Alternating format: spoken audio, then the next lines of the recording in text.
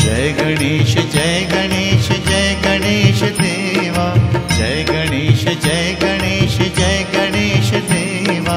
माता जाकी पार्वती पिता महादेवा, माता जाकी पार्वती पिता महादेवा।